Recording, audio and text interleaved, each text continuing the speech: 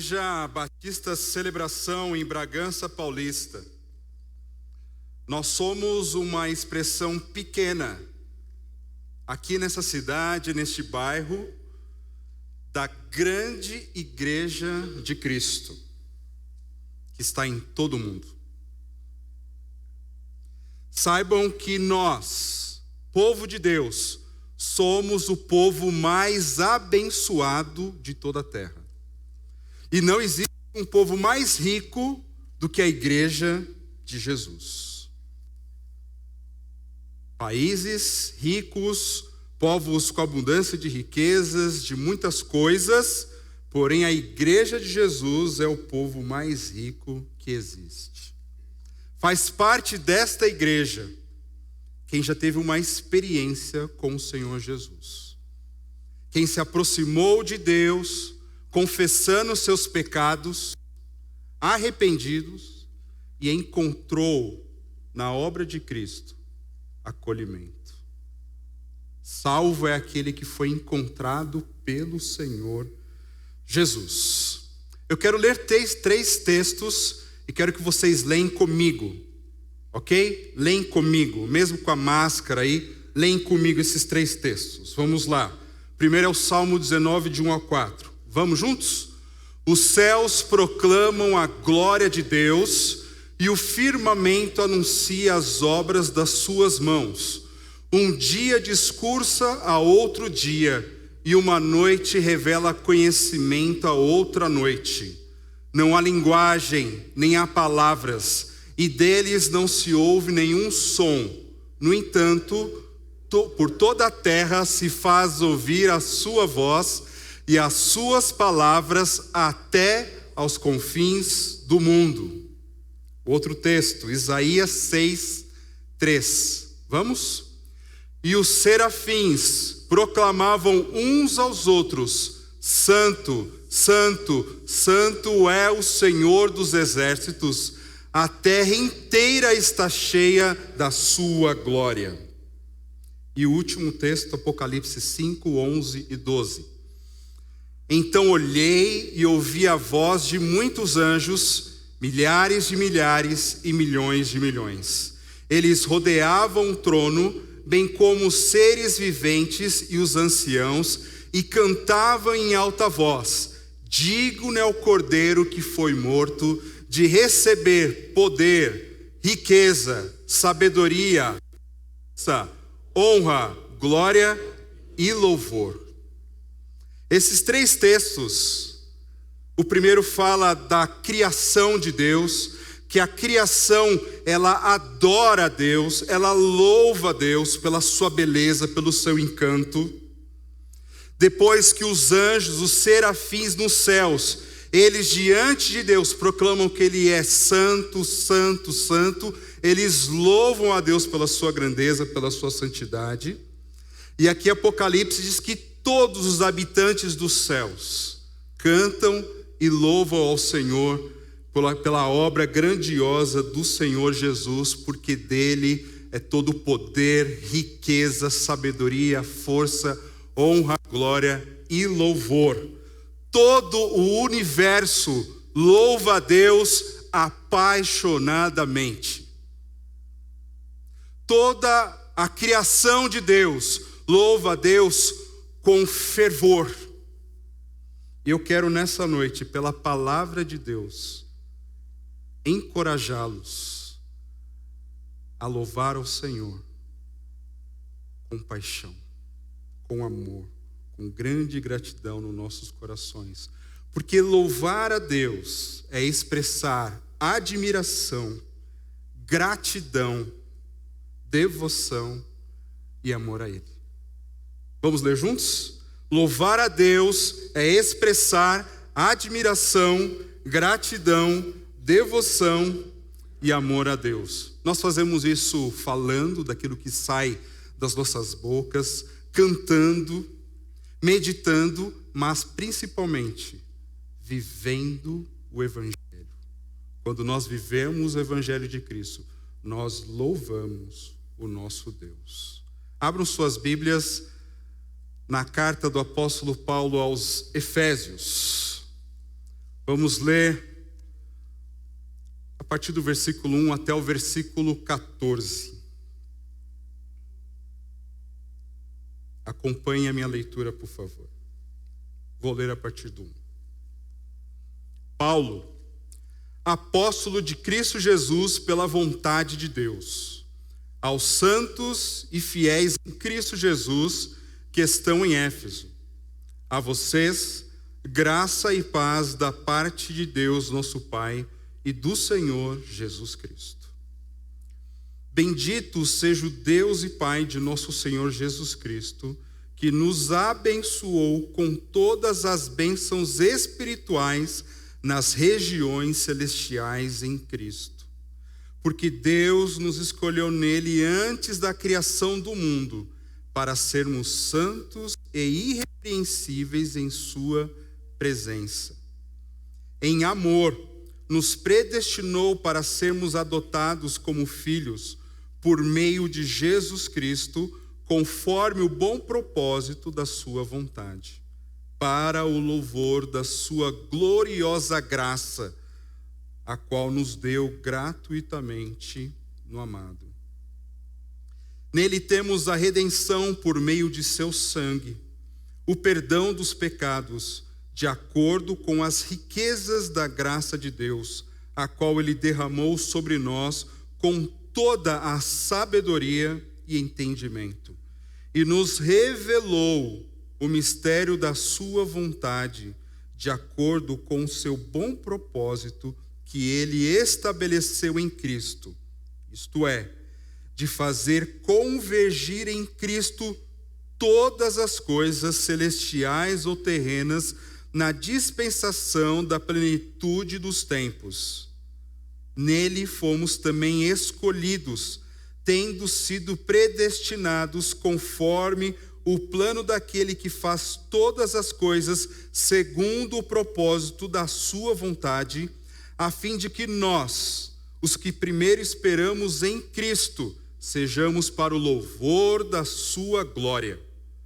Quando vocês ouviram e creram na palavra da verdade, o evangelho que os salvou, vocês foram selados em Cristo com o Espírito Santo da promessa, que é a garantia da nossa herança até a redenção daqueles que pertencem a Deus para o louvor da sua glória. Dos versículos 3 a 14, o apóstolo Paulo escreve esta doxologia, uma palavra de exaltação, de louvor a Deus, até o versículo 14. O 3 a 14 é uma sentença só.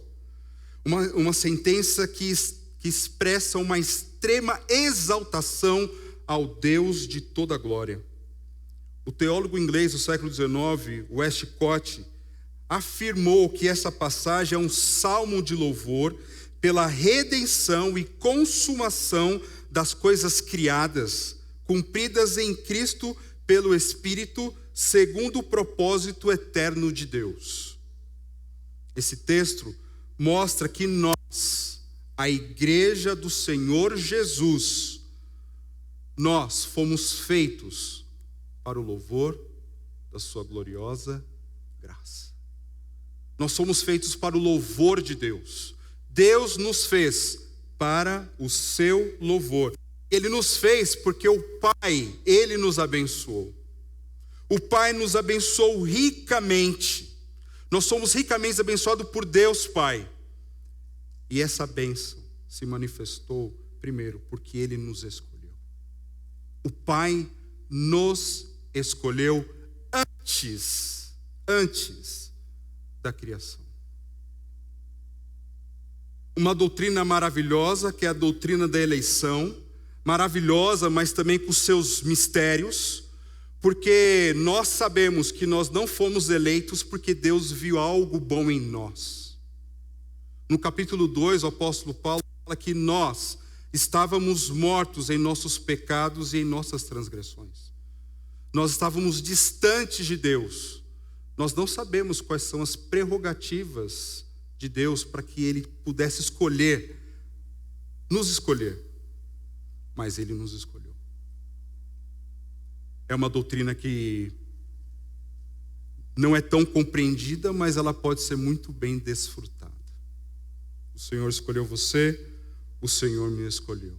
E essa escolha nunca é a parte de Cristo. Não existe eleição à parte de Cristo. É sempre em Cristo.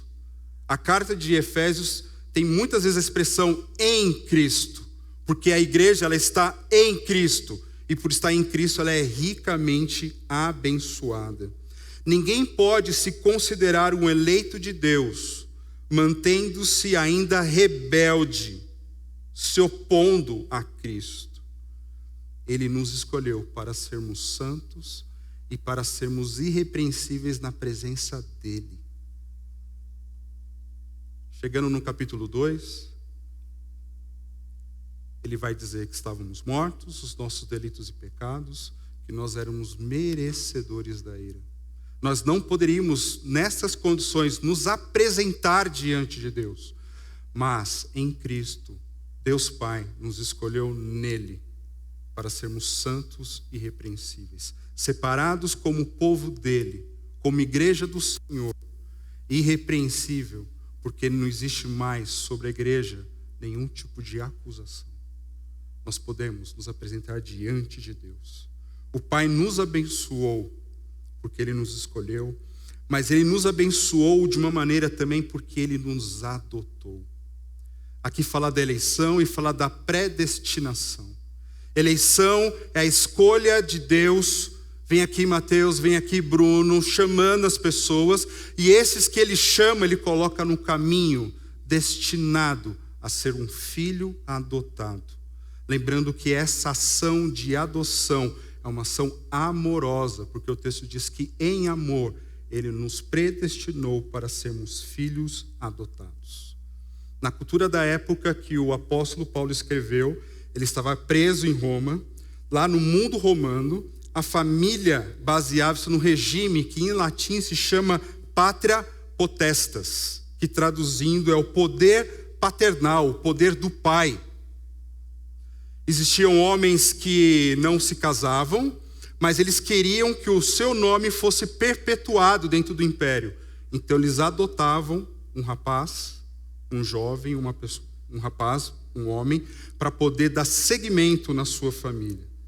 Sob a lei romana, o pai possuía poder absoluto sobre os seus filhos, enquanto eles estivessem vivos.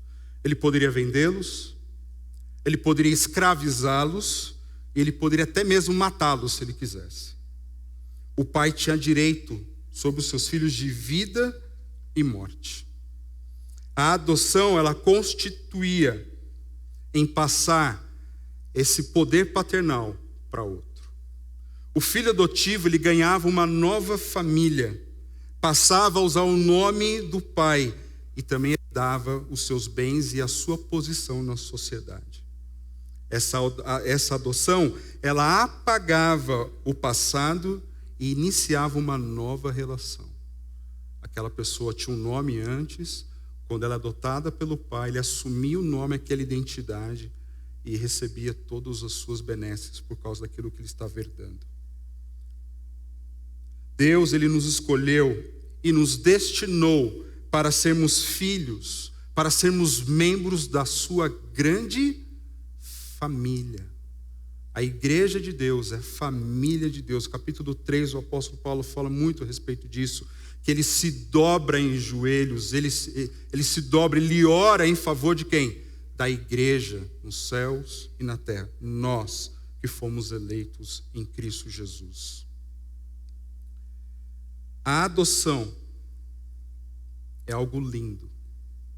Porque um filho natural, ele pode vir num momento que o casal não espera, que o casal não se sente preparado, mas a adoção é um ato consciente, deliberado e resoluto de amor.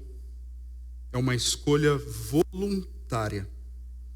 Um filho adotivo recebe o nome da nova família, torna-se herdeiro natural dessa família. Nós somos filhos de Deus em Cristo Jesus. Nós recebemos um novo nome. nós recebemos uma nova herança. O Pai também nos abençoou, nos aceitando. A palavra aqui no versículo 6 está escrito na tradução da NVI, Ele nos deu gratuitamente. Nós não podemos ser aceitos por Deus por nós mesmos.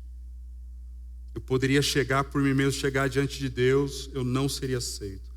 Nós só somos aceitos pelo Pai por causa de Cristo. Quando nos aproximamos de Deus Pai, nós só somos aceitos porque Ele vê o amor de Cristo em nossas vidas. Não existe uma outra maneira. Cristo habita para sempre no amor infinito de Deus Pai. E como nós, Igreja de Cristo, nós estamos em Cristo, o amor de Deus por Cristo está em nós de uma maneira maravilhosa. Aleluia. Nós somos abençoados por Deus. Deus, de uma maneira espontânea dEle, deliberada dEle, Ele nos abençoou. E nos abençoou nos escolhendo, nos adotando e nos aceitando em sua família. Falei das bênçãos do Pai, mas também nós fomos abençoados, ricamente abençoados pelo Filho Jesus. E como que o Senhor Jesus nos abençoou? Ele nos redimiu. O Senhor Jesus, Ele redimiu. E redimir quer dizer comprar para deixar alguém livre. É pagar um preço de um escravo e libertar essa pessoa. Essa que é a ideia fundamental de redenção. Tornar livre uma pessoa que era uma propriedade de outro para ser uma pessoa livre. Na época do apóstolo Paulo, o Império Romano tinha cerca de 60 milhões de escravos. E eles geralmente eram vendidos como um objeto. Não tinha valor nenhum. Uma pessoa com posses, ela podia comprar um escravo e fazer com ele o que bem entender. Foi isso o que Cristo fez por nós. O preço da nossa redenção foi o sangue de Jesus. Foi o seu sangue. O Cordeiro que tira o pecado do mundo derramou o seu sangue em nosso favor. Glória a Deus por isso. A dor dele é a nossa alegria. A ira de Deus caiu sobre Jesus. Ele pagou o preço da nossa culpa. E Ele nos redime com essa ação. E essa redenção tem uma extensão grande. Por quê? Porque nós nos tornamos livres da condenação da lei. Nós nos tornamos livres da escravidão do pecado, do mundo e do poder de Satanás. Nós não pertencemos mais a nós mesmos. Nós pertencemos àquele que derramou sangue precioso na cruz do Calvário para nos salvar. Foi assim que o Senhor nos abençoou, o Filho nos abençoou, porque Ele nos redimiu, Ele nos comprou a si. Nós não pertencemos a nós mesmos, nós pertencemos ao Senhor Jesus. A bênção do Filho, a remissão, Ele nos redimiu, mas Ele também nos perdoou. Que maravilha.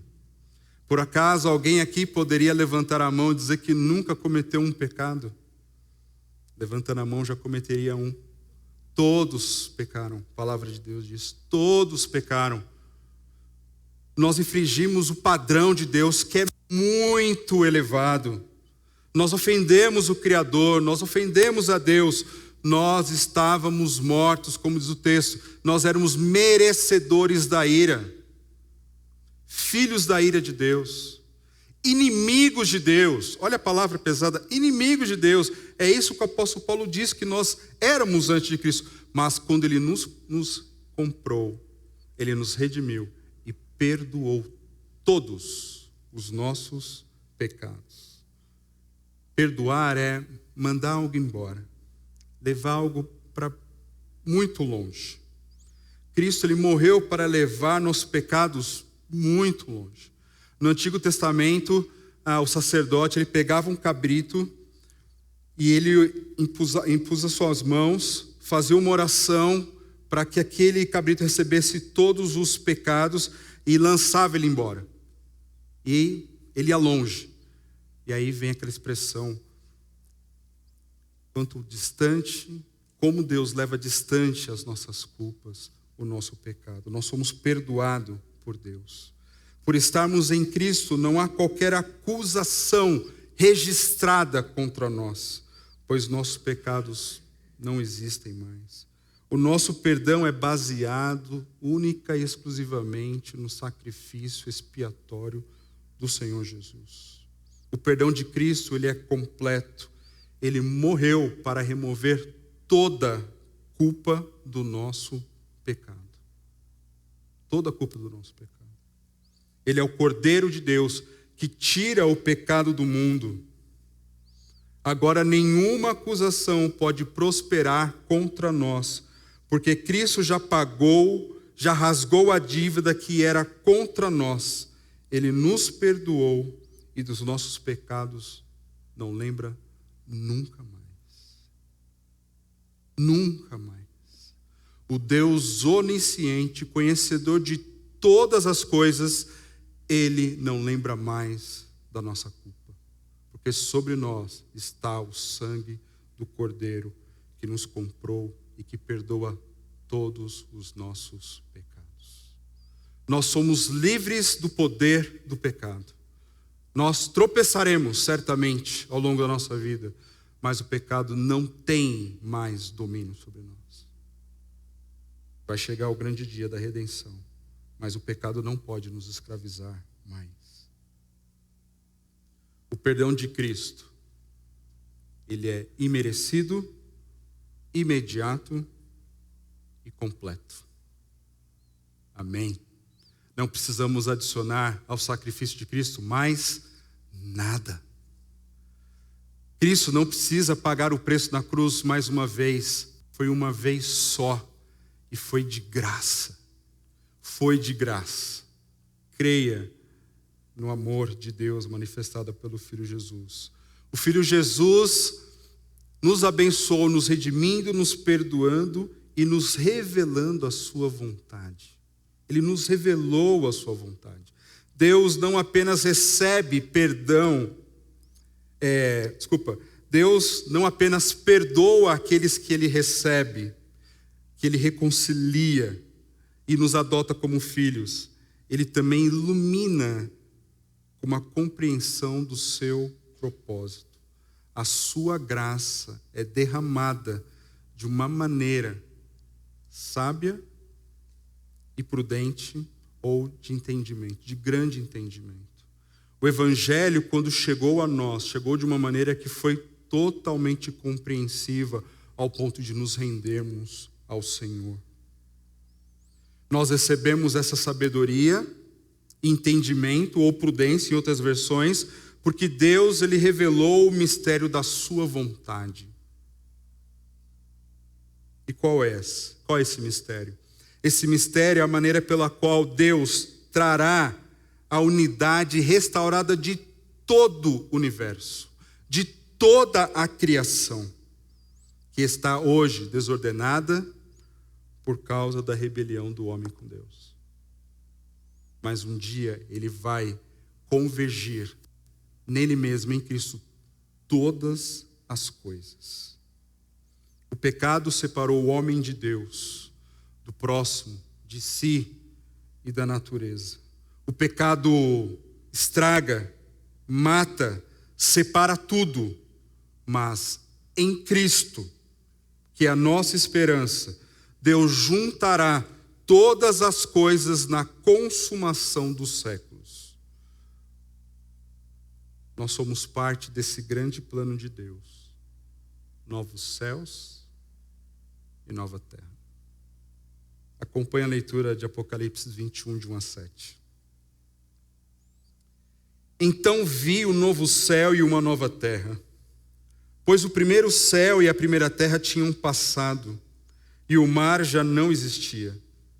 Vi a cidade santa, a nova Jerusalém, que descia do céu da parte de Deus, preparada como uma noiva adornada para o seu marido.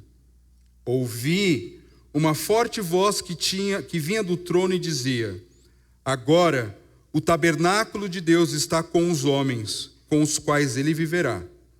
Eles serão os seus povos, o próprio Deus estará com eles e será o seu Deus. Ele enxugará dos seus olhos toda lágrima. Não haverá mais morte, nem tristeza, nem choro, nem dor, pois a antiga ordem já passou. Aquele que estava sentado no trono disse: estou fazendo novas todas as coisas. E acrescentou: escreva isto, pois estas palavras são verdadeiras e dignas de confiança. Disse-me ainda: está feito. Eu sou o Alfa e o Ômega, o princípio e o fim. A quem tiver sede, darei de beber gratuitamente da fonte da água da vida. O vencedor herdará tudo isto, e eu serei o seu Deus, e ele será o meu filho. Tudo vai ser novo. O C.S. Lewis fala que esse é o grande marketing do céu, a propaganda dos céus, a propaganda da glória de Deus, que quando Cristo restaurar todas as coisas, não teremos mais tristeza, nem dor, nem morte, mas estaremos no deleite do nosso Deus. O Filho nos redimiu, perdoou, revelou sua vontade e nos fez herança. Em Cristo, nós temos uma linda herança e também somos uma herança para Deus. Aqueles que fazem parte da porção do Senhor são a herança dele. No Antigo Testamento tinha as 12 tribos, mas a tribo de Levi não tinha posse. E o Senhor fala: vocês não têm terra, eu sou a sua porção, eu sou a sua herança. Jesus, ele é o presente de Deus Pai para nós. E nós somos o presente de Jesus para Deus Pai. Nós somos feitos herança e nós temos uma herança que não pode perecer em Cristo Jesus. Nós somos corpo de Cristo. Nós somos edifício do Senhor. Nós somos a sua noiva. E um dia nos encontraremos com o nosso noivo. E festejaremos para todo sempre. Amém e amém. Nós fomos abençoados pelo Pai, pelo Filho e também fomos ricamente abençoados pelo Espírito Santo de Deus. O Espírito Santo nos abençoou como? Primeiro, ele nos selou. O Espírito Santo, ele nos selou. O processo inteiro de salvação está aqui, no versículo 13. Ele mostra como um pecador torna-se salvo. Primeiro, ele ouve o evangelho da salvação. E qual é o evangelho da salvação? Como Cristo morreu pelos pecados e triunfou sobre a morte. 2, ele crê com a fé que traz a salvação. E depois, o terceiro, ele é selado com o Espírito Santo. Todo aquele que crê no Evangelho verdadeiramente, ele recebe o Espírito Santo. O Espírito Santo habita no crente. E o que representa o selo do Espírito? 4 pontos aqui. O selo fala de uma transação comercial consumada. Jesus, ele consumou sua obra de redenção na cruz. Ele nos comprou com o seu sangue. Somos propriedade exclusiva de Deus. O selo representa isso. O selo também, ele fala de um direito de posse. O selo representava o símbolo pessoal do proprietário. Tais selos eram externos, ao passo que o Deus, o nosso Deus, ele nos sela no nosso coração. Deus põe em nós o seu Espírito no interior do seu povo, a fim de marcá-lo como a sua propriedade. Nós pertencemos a Deus. O selo fala de segurança e proteção. O Espírito nos foi dado para estar sempre conosco. Ele jamais nos deixará. O Espírito Santo jamais nos deixará. Amém. Glória a Deus por isso. É claro que por causa da rebelião do nosso coração, da nossa teimosia de não ouvir a palavra de Deus, o apóstolo Paulo lá em Tessalonicenses, ele diz que nós podemos apagar a ação do Espírito Santo, diminuir a ação do Espírito Santo. Que Deus abra os nossos corações, que isso não aconteça com nenhum de nós. E o selo também fala de autenticidade. O selo, bem como a assinatura do dono, atesta a genuidade do documento. O apóstolo Paulo diz em Romanos 8:9, se alguém não tem o Espírito de Cristo, não pertence a ele. Então, todo aquele que confessa Jesus como seu Salvador, ele recebe o Espírito. O Espírito, ele não vai vir em algum momento por alguma outra coisa. O Espírito, ele nos sela quando cremos no Evangelho verdadeiramente. O Espírito nos selou e o Espírito, ele nos deu uma garantia. Essa garantia, ou penhor em outras versões da Bíblia, representa uma primeira parcela de um pagamento. A garantia de que o pagamento integral será efetuado. O Espírito Santo é o primeiro pagamento que garante aos filhos de Deus que ele terminará a sua obra em nós, levando-nos para a glória. Ele nos selou, ele nos deu uma garantia, esse primeiro pagamento, mas nós receberemos algo. Assim, a nossa vida espiritual hoje, que nós temos em Cristo, ela é uma expressão menor de algo que viveremos futuramente na glória do Senhor. O reino dos céus é um reino presente, não é um reino que ainda vai acontecer. O reino dos céus é um reino presente. O crente já está assentado com Cristo nas regiões celestiais. Regiões celestiais é onde Deus habita. Diante dele nós somos muito abençoados.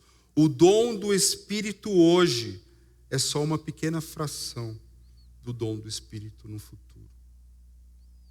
Versículo 14, ele fala que a garantia da nossa herança até a redenção daqueles que pertencem a Deus.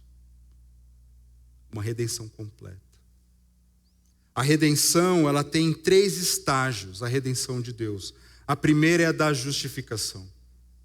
Quando cremos no Evangelho, toda a culpa que estava sobre nós foi tirada, foi afastada de nós, e o Senhor nos declara justos. Não existe culpa sobre a igreja do Senhor Jesus. Nós somos e fomos justificados. Nós somos justos. Não por causa das nossas iniciativas, das nossas obras, da nossa boa vontade, mas única e exclusivamente pela obra perfeita, completa de Jesus. Só. Nós somos justificados. Saímos de uma posição onde estávamos condenados e agora nós estamos numa posição onde nós somos justos. O outro estágio da redenção é o da santificação, que é viver o Evangelho cotidianamente. É hoje, cada vez mais, o Espírito Santo trabalha em mim para que eu me pareça mais com o Senhor Jesus e menos com o Fábio de antes. Essa caminhada é uma caminhada gloriosa, porque o Senhor, Ele está moldando a imagem do seu Filho Jesus em nós. Eu já tenho muitos anos de caminhada no Evangelho, como sei que muitos outros também, e outros que estão começando agora. Mas mesmo aquele que começou agora, ele pode olhar para trás, 2, 3 anos, e dizer assim: o Senhor já tem feito muita coisa em minha vida, glória a Deus por isso. E o Senhor há de fazer mais e mais, mais e mais, cumprindo a sua vontade em nós. E o terceiro estágio da redenção é a glorificação.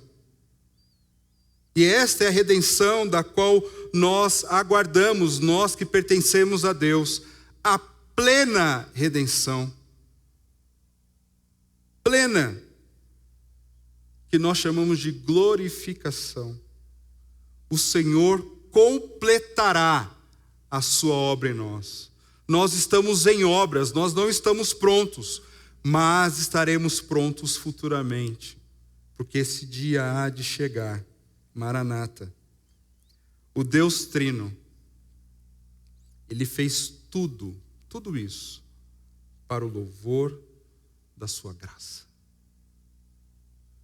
O Pai, o Filho e o Espírito, Ele nos abençoou para o louvor da sua graça. O Pai nos abençoou para o seu louvor, versículo 6, para o louvor da sua gloriosa graça. O Filho nos abençoou para o seu louvor, versículo 12, para que sejamos para o louvor da sua glória. O Espírito Santo nos abençoou para o seu louvor, versículo 14, para o louvor da sua glória. Irmãos, Igreja de Cristo, Igreja Batista Celebração, nós fomos feitos para o louvor da glória de Deus. Não dá para adorar a Deus de uma maneira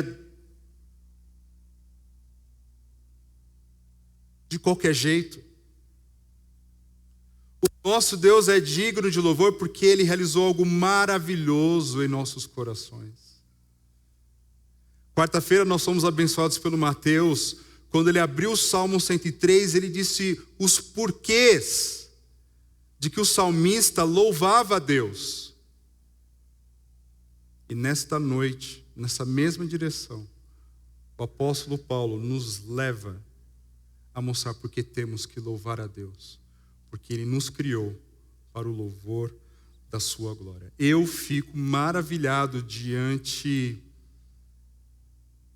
tamanho amor. Eu fico espantado. E por estar espantado, eu não sei a outra palavra que eu posso colocar aqui na minha boca, eu quero convidá-los a abrir suas Bíblias em Romanos, capítulo 11. E nós vamos encerrar nessa noite lendo juntos este texto. Romanos, capítulo 11, dos versículos 33 a 36. Que também é uma palavra de louvor, de exaltação do apóstolo Paulo, a obra tremenda de Cristo que ele expôs ali do capítulo 1 até o capítulo 11 em Romanos. Romanos 11, de 33 a 36. Acharam? Nós vamos ler juntos esse texto. Vamos lá? Ó profundidade da riqueza da sabedoria e do conhecimento de Deus! Quão insondáveis são os seus juízos e inescrutáveis os seus caminhos! Quem conheceu a mente do Senhor? Ou quem foi seu conselheiro? Quem primeiro lhe deu para que ele o recompense? Pois dele, por ele e para ele são todas as coisas. A ele seja a glória para sempre. Amém.